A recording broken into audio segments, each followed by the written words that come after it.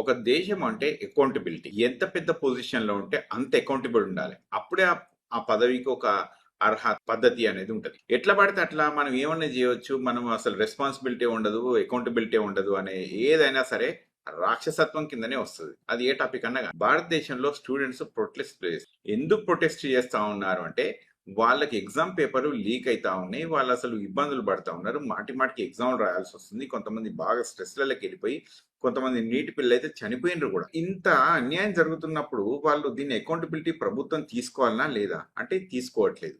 మరి తీసుకోవట్లేదు కాబట్టి పిల్లలు ఏం చేశారంటే రోడ్డు పైనకి వచ్చి అసలు ధర్నాలు చేసుడు మొదలుపెట్టి ధర్నాలు చేసుడు మొదలు పెడితే మరి ఇది ఎంతవరకు సమంజసం అనేది కనుక చూస్తే అకౌంటబిలిటీ అసలు పరాయి దేశాల్లో ఎట్లుంటుంది, మన ప్రభుత్వాలు మిగతా ప్రభుత్వాలు ఎట్లున్నాయి, ప్రస్తుతం ఉన్న ప్రభుత్వం ఎట్లుంది అనేది మీ అందరికి కొంత తెలియాలి.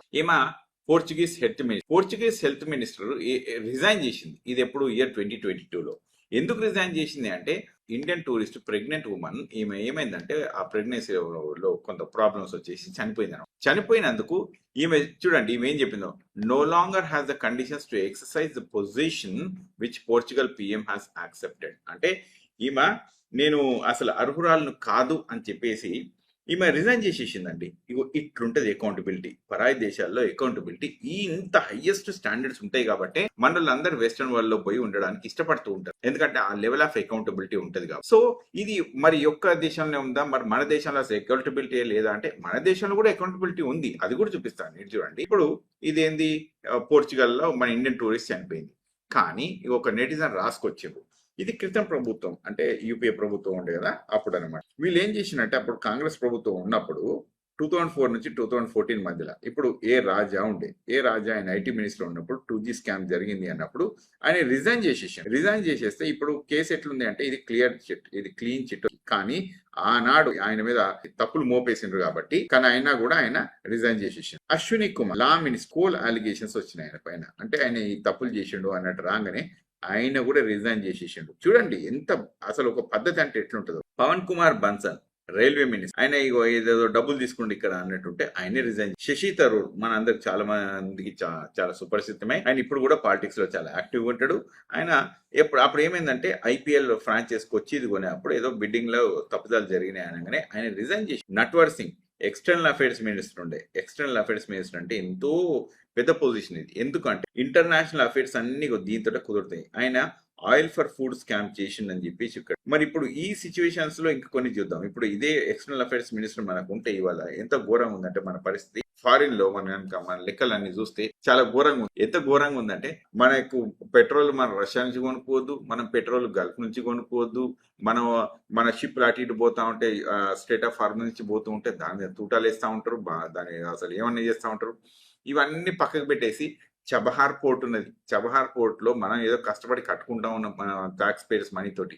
కానీ చబహార్ పోర్ట్ మీద కూడా ఇవాళ దాడులు జరిగింది. దాని గురించి ఒక్క కాడ కూడా ఖండించలేదు ఎవరు. మన భారత ప్రభుత్వం ఇట్లా చేసింది అని చెప్పి ప్రధాని ఎక్కడ ఖండించినట్టయితే నాకైతే కనిపించలేదు. మీకు ఎక్కడైనా కనిపిస్తే మాత్రం కింద ఒక మెసేజ్ పెట్టండి. ట్యాక్స్లు చూస్తున్నాం మనం. టారిఫ్లు కనుక చూస్తే అమెరికా ఇంతకంటే ముందు మన 3% ఉంది, ఇప్పుడు 18% వేసింది. మిగతా అన్ని కంట్రీస్ లో 15% అయితే మన దగ్గర మాత్రం ఇక చూసింది కదా 18%. అంటే నేను ఏం చెప్పాలనుకుంటున్నా అంటే మనం పాలసీస్ అన్ని ఎక్కడ పోతున్నాయి, మన పద్ధతులన్నీ ఎక్కడ పోతున్నాయి, మనం ఏడికి పోతున్నాము, దేశం ప్రోగ్రెస్ అవుతున్నట్ట రిగ్రెస్ అవుతున్నట్ట అనేది మనం చూసుకోవాలి. దయానిధి మారన్ గారు మీ అందరికి తెలిసే ఉంటది. ఇంకా వీళ్ళు one of the rich families in India అని ఉంటుంది అనమాట వీళ్ళకి. ఎందుకంటే ఈ సన్ టీవీ, సన్ నెట్వర్క్, మన సన్ రైజర్స్ క్రికెట్ ఉన్నది కదా అదంతా కూడా వీళ్ళదే. అయితే ఈయన ఏం చేసిందంటే ఒక ఎయిర్సెల్ మ్యాక్సిస్ డీల్లో కొంత తప్పుదలు జరిగినాయి అన్నట్టు అలిగేషన్స్ రాగానే ఈయన కూడా రిజైన్ చేసిండు. మరి ఇప్పుడు ప్రస్తుతం ప్రభుత్వంలో కనుక చూసుకుంటే మరి ఎవరైనా రెస్పాన్సిబిలిటీ ఉందా అంటే ఇంతమంది రెస్పాన్సిబిలిటీ ఉన్నది కదా, ఇక్కడనే అయిపోలేదు. కొంచెం కిందకి వచ్చినాక చూపిస్తాను చూడండి ప్రజలారా. శివరాజ్ పాటిల్, విలాస్రావు దేశ్ముఖ్ వీళ్ళిద్దరు ఎప్పుడు రిజైన్ చేసినట్టే నవంబర్ 26 బొంబాయి పైన దాడులు జరిగినాయి చూసినరా. విలాస్రావు దేశ్ముఖ్ చేసిన పెద్ద మేజర్ మిస్టేక్ ఏంటంటే ఆర్జీవి అంటే మన రామ్ గోపాల్ వర్మ ఉన్నారు కదా, ఆయన్ని ఇక్కడ ఇది అవుతున్నప్పుడు ఆయన కార్లు తీసుకొని తాజ్ హోటల్కి తీసుకొని వెళ్ళండి. ఆయన చేసిన మేజర్ మిస్టేక్. దానికి అసలు ఒక ఎవ్వరు ఇప్పుడు ప్రస్తుతానికి ఉన్న సిచ్యువేషన్లో అయితే ఎవ్వరు చేయరు. ఎందుకు చేయరు అంటే అదంతే నడిచిపోతూ ఉంటుంది. ఏమన్నా ఇంకా వేరే పార్టీ వాళ్ళు తప్పులు చేసినంటే వాషింగ్ మిషన్లోకి వెళ్ళిపోతాయి అవన్నీ. వాషింగ్ మిషన్‌లోకి వెళ్ళిపోయి వాళ్ళంతా సాఫ్ అయిపోతా ఉంటారు. ఆ లెక్కంతా క్లీన్ చిట్ అయిపోతా ఉంటది వాళ్ళకు. ఇంతకంటే ముందు ఇప్పుడు అజిత్ పవార్ గారు సరే చనిపోయినరు. ఆయన గురించి మాట్లాడొద్దు అనుకుంటే కూడా కానీ ఒక టాపిక్ చెప్తాను. 70,000 కోట్ల స్కామ్ చేసినని మన ప్రధానమంత్రి గారు చెప్తా ఉంటారు. మళ్ళీ ఆయన్ని తీసుకొచ్చేసి ఇంకా బీజేపీలో ఉప ముఖ్యమంత్రి చేస్తారు. ఎక్కడ అంటే మహారాష్ట్రలోనే. సో అంటే ఇట్లాంటి ఎన్నో దాడులున్నాయి. ఇప్పుడు ఎన్నో సందర్భాలున్నాయి అనమాట. వాళ్ళందరూ ఇప్పుడు మన అస్సాం ముఖ్యమంత్రి ఉంటారు కదా, హిమంత్ బిశ్వ శర్మ గారు. ఆయన అంతకంటే ముందు కాంగ్రెస్ లో ఉన్నప్పుడు కొంత తప్పిదాలు ఏవో జరిగినాయి అన్నట్టు ఉంది. ఆయన బీజేపీ పోగానే మరి ముఖ్యమంత్రి అయిపోయింది. సో మాధవరాజ్ సింధియా వాళ్ళ కొడుకుంటాడు కదా, జ్యోతిరాదిత్య సింధియా, ఇక్కడ కొంత గొడవలు ఉండగానే అటు దిక్కు తీసుకుపోగానే అటు మళ్ళీ ముఖ్యమంత్రి అయిపోతాడు. అంటే ఇక్కడ ఎట్లుంటదంటే ఇవన్నీ క్లీన్ చిట్లు నడుస్తూ ఉంటాయి. ఇంకా ఇవన్నీ వీళ్ళందరికంటే కూడా ఇప్పుడు శంకర్ ఉంటాడు. శంకర్ అనే అతను తెలుసు కదా, ఉన్నారు రేప్ కేసులో. ఆయన క్లీన్ చిట్, ఇంకా క్లీన్ చిట్ అంటే ఇంకా క్లీన్ చిట్ ఏం రాలేదు కానీ ఆయన అట్లా సస్టైన్ అవుతా ఉంటాడు పార్టీ. ఇక మనం రెగ్యులర్ సంగతి మనం చూసింది బ్రిజ్ భూషణ్ కి ఆయన మీద పెద్ద అలిగేషన్స్, ఎంత పెద్ద అలిగేషన్స్ వచ్చినా కూడా ఆయన మాత్రం ఇంకా ఇప్పుడు బయట సేఫ్ గానే ఉన్నాడు. మరి ఇంకా మనం ఏం చెప్పుకోవాలని ఇక మరొకసారి ఆలోచించుకోవాలి. మరి ఇటువైపు ఏమో ఇంతకంటే ముందు కాంగ్రెస్ ప్రభుత్వము ఎంతో మంది రిజైన్ చేసేసింది. మరి అదే ఇప్పుడు బీజేపీ ప్రభుత్వం ఏం చేసింది అనేది నాకైతే కనిపించలేదు. మీకు కనిపిస్తే కింద కమెంట్స్లో ఏదైనా ఒక కమెంట్ చేయండి, ఏం పర్వాలేదు. ఇప్పుడు ఎవరైనా నన్ను కాంగ్రెస్ పార్టీ అనుకుంటే కూడా నేను ఏం అనుకోను దానికి. ఎందుకంటే భారతదేశం అనేది ఇంపార్టెంట్, దేశం గురించి ఆలోచించడం అనేది ఇంపార్టెంట్, దేశం బాగుపడాలని అనుకునేది ఇంపార్టెంట్. మన అందరికీ కూడా పిల్లలు ఉన్నారు. అట్లాంటప్పుడు పిల్లలు అట్లా ఎగ్జామ్ రాసి వచ్చి మళ్ళీ ఇంకొకసారి ఎగ్జామ్ రాసి వచ్చి రావడం అంటే ఎంతో ఇబ్బందులు ఉంటాయి. ఇప్పుడు ఇంత రాసి వస్తే యాక్చువల్లీ 1,00,000 మంది ఏమో పిల్లలు ఇంకా ఎగ్జామ్కి అటెండ్ కాలేదు మొన్నటిసారి. ఎన్నో రీజన్స్ ఉంటాయి వాళ్ళకు. కొంతమంది పేద విద్యార్థులు ఉంటారు, అఫోర్డబుల్ చేయని వాళ్ళు ఉంటారు, కొంతమంది ఆరోగ్యం బాగుండదు, ఇంకేదో ఒక్కొక్క రీజన్స్ అయితే ఉండుంటాయి కదా. మరి ఇంత ఉన్నాయి అన్నప్పుడు మళ్ళీ వీళ్ళందరి కాంపెన్సేషన్ ఎలా ఉంటుంది? మన జీవితంలో ఎంతో మంది ఎన్నో ఎగ్జాంపుల్స్ ఉంటాయి. ఎట్లా అంటే ఆ రోజు ఆ ఎగ్జామ్ రాసి ఉంటే నేను ఇట్లా అయిటోని, ఆ ఎగ్జామ్ రాసి ఇట్లా ఆ ఉద్యోగం తీసుకుంటే ఇట్లా అయిటోని అన్నట్టు అట్లా ఎన్నో రకాల ఎగ్జామ్స్ ఉంటాయి. మన లైఫ్లో అందరి లైఫ్లలో ఉంటాయి ఎవరికొకరికి ఇట్లాంటి అన్యాయం జరిగింది అనేది. మనకి అకౌంటబిలిటీ లేకుంటే ఎట్లా దేశం బాగుపడుతుంది? ఆలోచించండి ప్రజలారా, ఆలోచించండి. ఇథనాల్ మిక్సింగ్ ఉంటుంది. ఇథనాల్ మిక్సింగ్ లో ఎవరికి వస్తుంది ఇక్కడ అంటే గడ్కరీ గారి అబ్బాయికి వస్తుంది ఇక్కడ. ఇక ఇంకొకరు రాసుకొచ్చింది ఇది పేపర్ సెల్లింగ్. ఎట్లా అంటే పేపర్ అమ్ముకుంటారు కదా. ఇప్పుడు ఎగ్జామ్ పేపర్ లీక్ చేస్తే వాళ్ళు ఏమైనా ఖాళీ ఉంచుకుంటారా? దాన్ని అమ్ముకుంటారు కదా.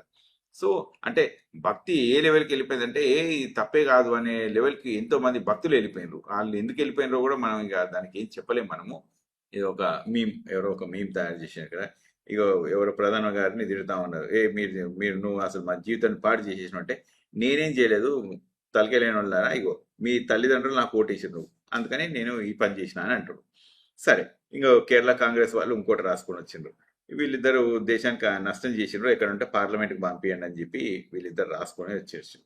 సరే, ఇంకా మనం ఎక్కువ మాట్లాడితే దీని మీద తలకనొప్పులు అవుతాయి కాబట్టి అంత ఎక్కువ మాట్లాడట్లేదు. ఎందుకంటే మన అందరికి తెలిసిందే, ప్రతి చిన్నదానికి ఒక కేసు పెట్టేసి ఏదో కేసులో ఇంకా లోపలికి నెట్టాడే అనమాట. ఎందుకు అంటే భయపట్టించుకుంటే తిరుగుడు. ఇది భయపట్టించుకుంటే తిరుగుడు ఇదంతా ఏంటంటే మనం చేయాల్సిన పని కాదు. ఇది ఏంటంటే అపోజిషన్ పార్టీలు బలంగా నిలుసొని చేయాల్సిన పనులు. మనం ఎంతవరకు చేయగలమో మనం అంతవరకే చేయాలి. రైట్. సో నెక్స్ట్ టాపిక్ కనుక వస్తే ఇక్కడ చూడండి, ఇప్పుడు ప్రభుత్వం ఇంకోటి తీసుకొచ్చింది. ఇది ఏంటంటే కొత్త లా 1980లో నేషనల్ సెక్యూరిటీ ఏజెన్సీ వాళ్ళు ఒక పద్ధతి తీసుకొచ్చారు. ఎక్కడెక్కడన్నా ఏమైనా తప్పిదాలు ఇట్లాంటివి జరిగినాయంటే ఇప్పుడు ఆ పద్ధతి ప్రకారం వీళ్ళని జైల్లో పెట్టేయచ్చు. ఎవరైనా ప్రొటెస్ట్లు చేస్తుండ్రు అని అంటే వాళ్ళ మీద ఎట్లాంటి అలిగేషన్స్ లేకున్నా కూడా, ఫార్మల్ ఛార్జెస్ లేకుండా కూడా 1 సంవత్సరం వరకు జైల్లో పెట్టవచ్చు. ఇట్లా 10 మందిని పెట్టారు అనుకుందాం మనం. మిగతా వీళ్ళ కెరియర్ వేస్ట్ అయినట్టే కదా. మరి మిగతా వాళ్ళందరూ భయపడరా? మరి ఏం చేసినప్పుడు మరి అట్లాంటప్పుడు దేశాన్ని ఇట్లాంటి డ్రకోనియన్ లాస్ తీసుకొచ్చి ప్రొటెస్ట్లు చేసిన వాళ్ళకు కనీసం ఛార్జెస్ కూడా లేకుండా చక్కగా 1 ఇయర్ డిటెన్షన్లో పెడితే ఆ విద్యార్థులకు వాళ్ళ లైఫ్ ఏం కావాలి, వాళ్ళ కెరియర్లు ఏం కావాలి, వాళ్ళు చూసుకునే వాళ్ళు ఏం కావాలి, ఇవన్నీ ఏం కావాలి అంటే దేశం అకౌంటబిలిటీకి అడిగితే అకౌంటబిలిటీ అనే క్వశ్చన్ చేస్తే నేను తీసుకుపోయి జైల్లో పెడతారు. ఏం ఛార్జెస్ ఏం లేకుండా జైల్లో పెడతారు 1 సంవత్సరం.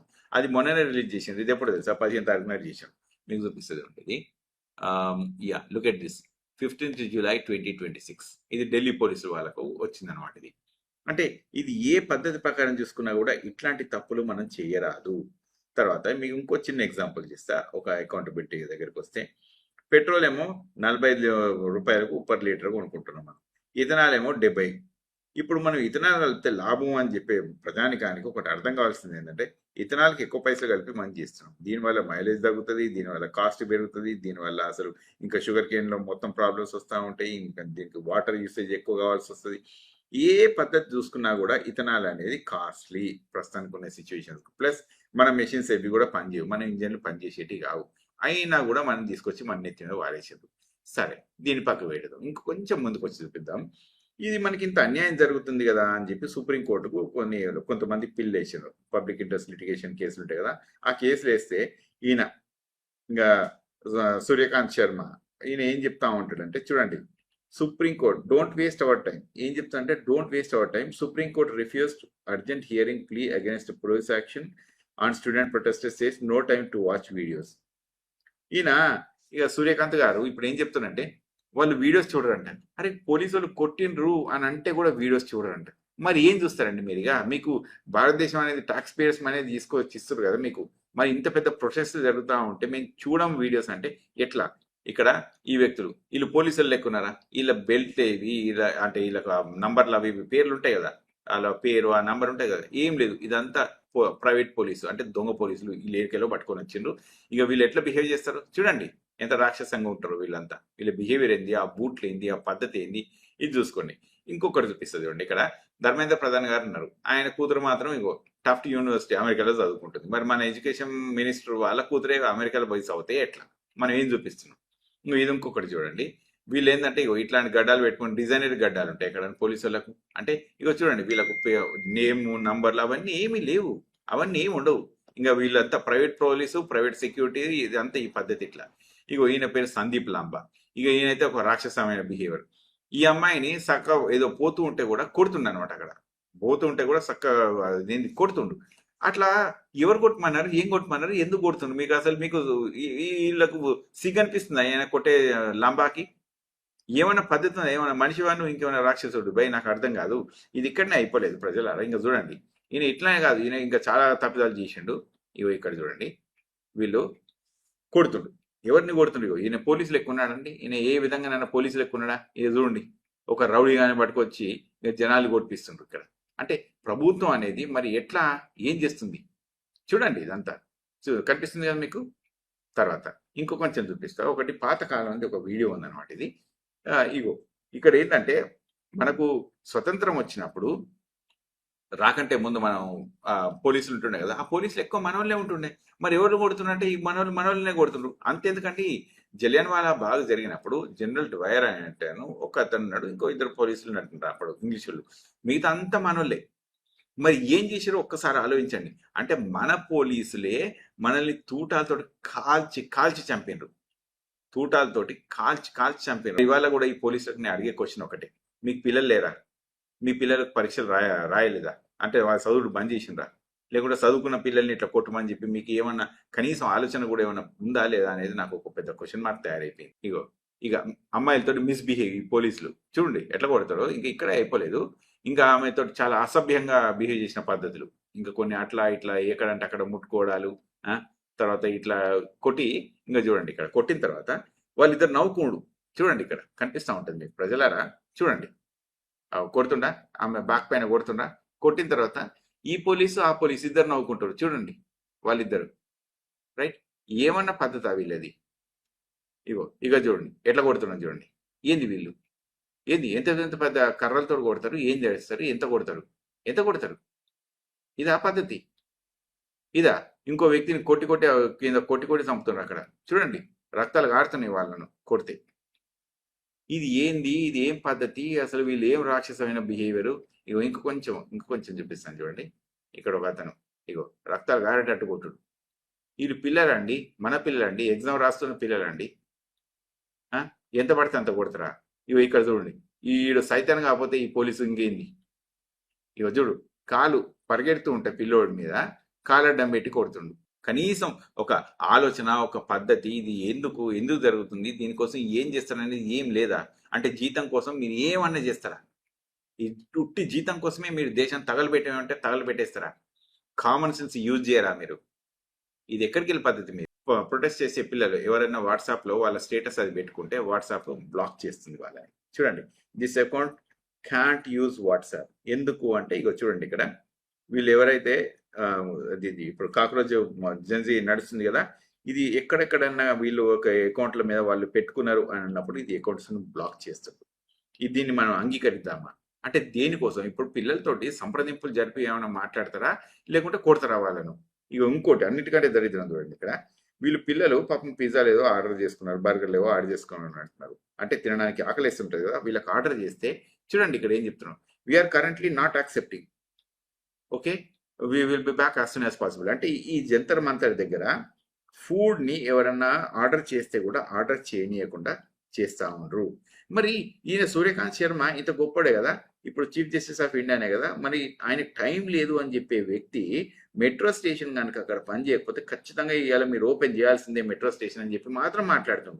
మరి మెట్రో స్టేషన్ ఎందుకు ఆపిండు అనే దాని మీద మాట్లాడవా సూర్యకాంత్ శర్మ నువ్వు? అంటే నీది ఏం పద్ధతి తీసుకొని వచ్చినావు? నువ్వు మైలాడు అనుకుంటే చెప్పుకుంటే తిరుగుడేనా నీ పద్ధతి? అంతేనా? నీకోసం మైలాడు అనుకుంటే చెప్పుకుంటూ తిరగాలి, మై హైనెస్, యువర్ హైనెస్, ఇంకా ఎన్నో ఎన్నో పెద్ద పెద్ద గొప్ప పేర్లు చెప్తే తప్ప నువ్వు మాట్లాడవా? ఇక్కడ పిల్లలు ప్రజానికం ఇంత దెబ్బలు తింటా ఉంటూ ఇంత ఇబ్బంది పడతా ఉన్నారు, వాళ్ళ గురించి మాట్లాడు. వాళ్ళను ఆపింది ఎందుకు అనేది మాత్రం నువ్వు ఆలోచించకుండా నీ ట్రైన్ ఆగింది అక్కడ, నువ్వు ట్రైన్ ఆపుతలేరు అక్కడ అని చెప్పి గొడవ పడుతున్నావు చూసినావా? That is very wrong. ఒకసారి మీరు అట్లాంటి పనులు మీరు చేయొద్దు. ఎందుకంటే ఇంతకంటే ముందు ఒకటి జనాలు కాక్రోజులు అంటేనే ఇవాళ కాక్రోజ్ జనతా పార్టీ వచ్చింది, అవునా?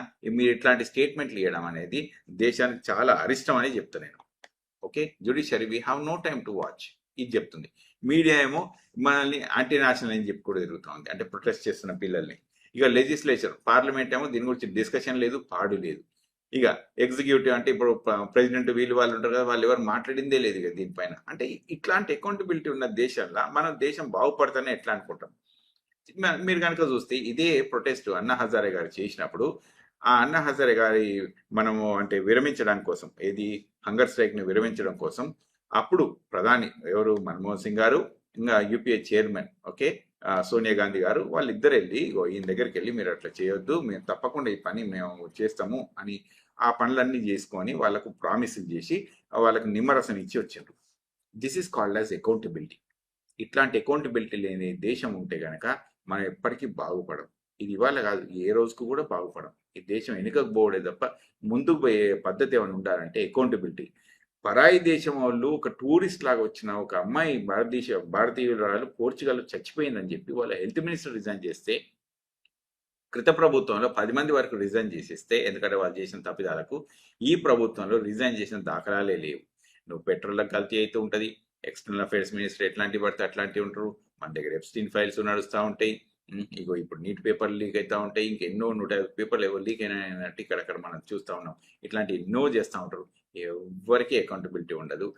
ఎవరైనా వేరే పార్టీ వాళ్ళు కూడా ఇట్లాంటి ఏమైనా మిస్టేక్స్ చేస్తే వాళ్ళు బీజేపీలో కలిసిపోతే మొత్తం వాషింగ్ మిషన్ అయిపోతారు. ఇదా భారతదేశం అంటే? ఇదా మనం కోరుకున్న భారతదేశం? ఇదా మనం వెళ్ళాల్సిన పద్ధతి?